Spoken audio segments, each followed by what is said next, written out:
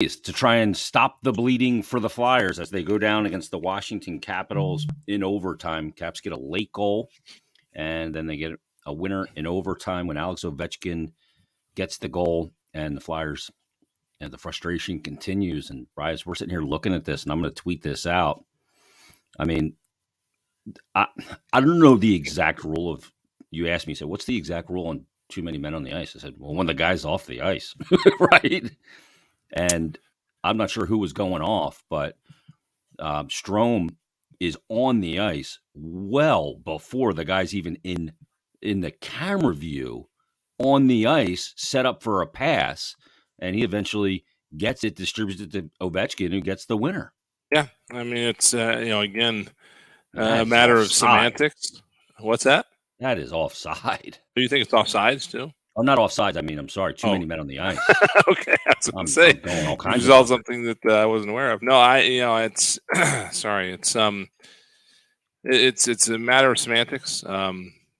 It's not. I don't think whether or not you're involved in the play. It's where you are, and I think when Strome receives that pass, if it was Strome, somebody's still on the ice with 1 foot on the dashboard. He's not even there yet. He's on the ice. When you received I'll send it? you this clip. I had it here and I lost it. I refreshed Twitter. And again,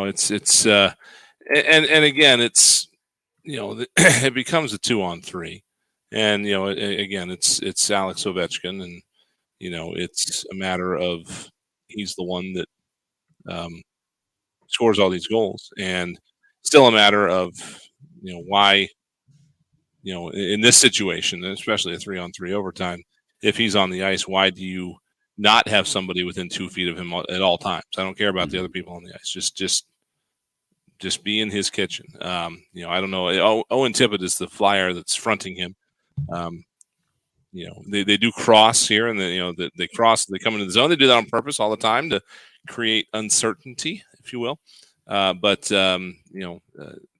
That's way too much time and space to give Alex Ovechkin in that circumstance, and he burns him again. So that's where we're at. It's again unfortunate, but it's Flyers did a lot of the things they needed to do tonight, and they got almost enough saves from Felix Sandstrom to eke one out here. But that last goal, that zone entry, very, very close. I think it was onside by the slimmest of margins, but the Flyers can't break down like that on that zone entry. So it is what it is, and they're gonna keep on trying to find this next win here come Friday afternoon. Yeah, man, it's amazing. I just tweeted it out at Jason Mert on Twitter. If you want to look at how long he's on the ice before the guy gets to the bench, and he's the option that gets the puck. I mean, that is way off. That is way too many men on the ice.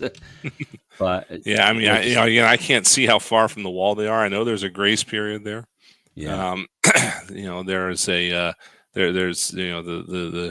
the zone there where you can have a guy on while the other guy's going off. So it's probably borderline. But again, I don't. The thing for me is that it looks like it's Kuznetsov. Who's going off? Who's going off, and when Strome receives this puck, Kuznetsov is still standing on the ice for all intents and purposes. He has a skate on the boards, but I'm not sure that to me, Mr. Player needs to be off of the ice with both feet at this point. So we're going to show it. It is what it is. Nothing we can do about it now, but it's another tough break. Yeah, I mean, there's nothing you can do about it. But as I have it freezed here, you see the puck being passed up the ice to Strome, who is on the ice and established. You do not see a Washington Capital player in the picture. And then as he's receiving the puck, there he comes. Now he's there. That's too many men. And then he cuts across the middle, sets up Ovechkin for the one-timer, and that's the game. I don't know. I don't know. Yeah, that it is, annoying. and again, we have the benefit of sitting here and These freeze refs have the framing it, benefit and of doing this for a living. Like, get it right. they do. Yeah, they do. I mean, there's four of them that can make the call, so you would hope that somebody would see it, and but again, maybe they saw it and they thought it was close enough. I don't know. It again, it did develop into a it didn't cause like a 3-on-1 or anything. That would irritate me a little bit more. Flyers still had men back there; they just didn't play it right. But it's one of those things that you look at and it's like, oh yeah. I don't. The three starters did not change, correct? No, and I don't think it was the same guys on the ice the entire overtime. So so that was a minute and a half or so into that. They're still there, and you don't use as much energy in 3-on-3, but you're still using some, and that's a tall order. Yeah, it's a lot of you use a lot of energy when you're defending 3-on-3 because you have so much ice to cover, and they can pull it back and change and all that stuff. But geez, oof, man, that's a tough way to go down. It really is. And for Felix Sandstrom, I thought he played one heck of a game. I mean, he made some saves even in the overtime. 32 shots on goal for the Caps, 23 for the Flyers. Flyers were in position, and then they get that goal late in the period.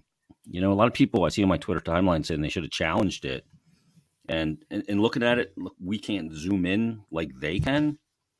So for the offsides? Yeah, on the Milano goal. Okay. Yeah. So, I mean, that one was really close, but I don't know if you challenge that or not because you don't want to put them on the power play, knowing what your penalty kill is.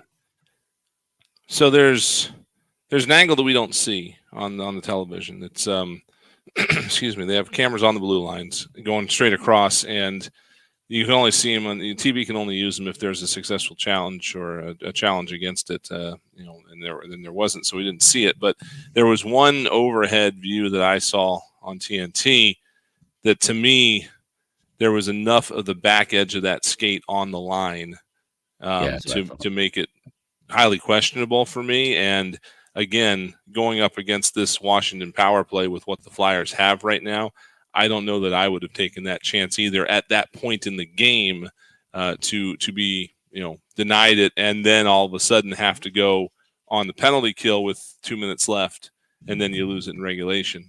That would be a little bit too risky for me in that circumstance. If it was in the middle of the second period, I might challenge it. Yeah. But just given the timing there, I can certainly see why you wouldn't want to take that chance. Yeah, that's a great point. You have to consider when in the game it is too, because if you lose the challenge and then they score, you still have time to overcome. If you don't you don't have time to overcome. Mm-hmm. That's the thing. That's a good point. I mean, you're trying to get something there, and at that point in the game too, Washington's starting to buzz a little bit.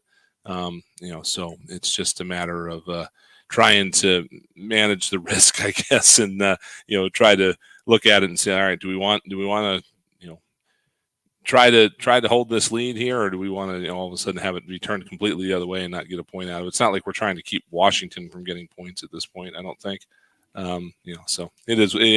It's a tough spot, but I can certainly see going the way they did. Yeah, no doubt about it. So Flyers go down against the Caps. Final score of 3-2 in overtime.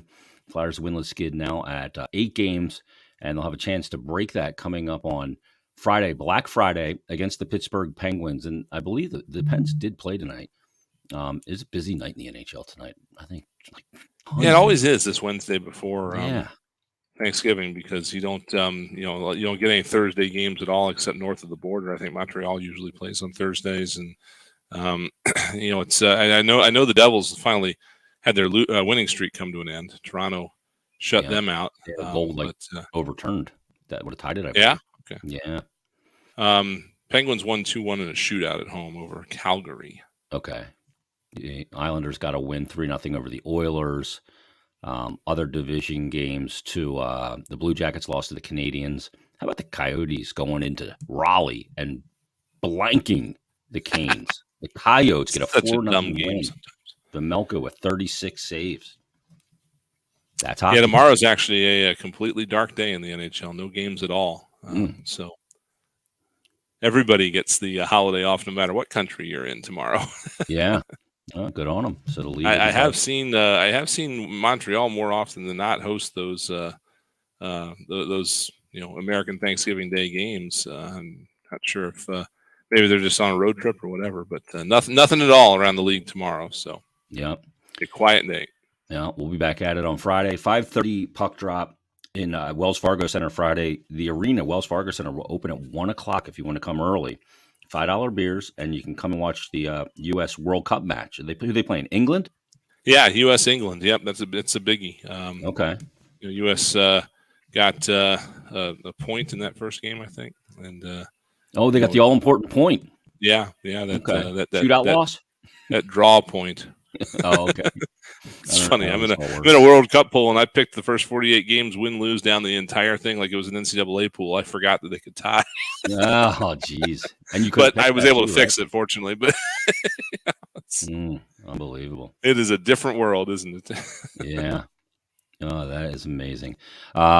Well, we'll be there on Friday. Join us at the East Food Hall and come by for the Black Friday game, Black Friday deals and the whole thing. Let's wrap it up. Let's thank a few people before we get out here. Let's start with our in-studio engineer. How about Ryan Shuttlesworth on the knobs and dials, old school, probably not knobs and dials anymore. Pancake on the highlights night on the reel-to-reel machines, cutting tape with a razor blade. Showing your age, Jason. Probably.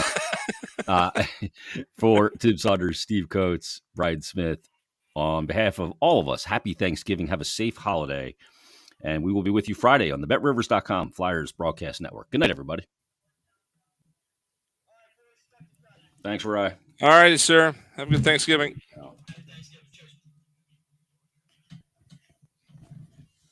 He comes over that damn thing, and it sounds like I'm at an AC/DC concert with how loud he is.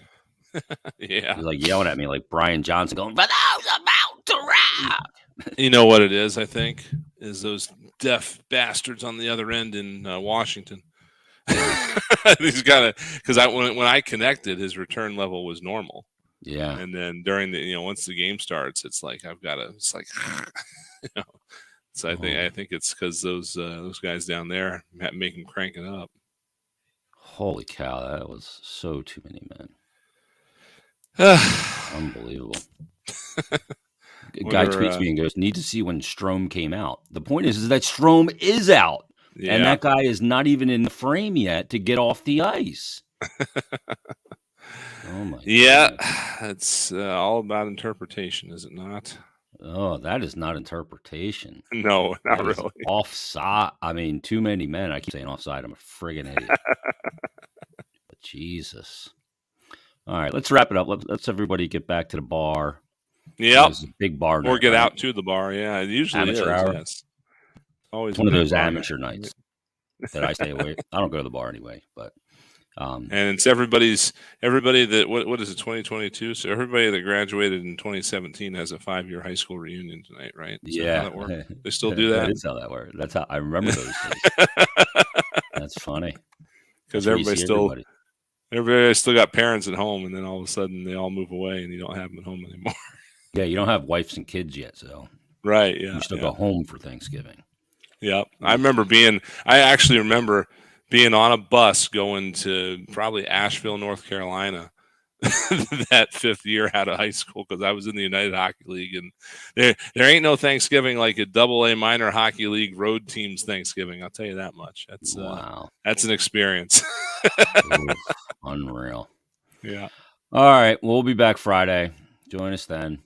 So thanks, everybody. Happy Thanksgiving, everyone. All right. See you later, everybody.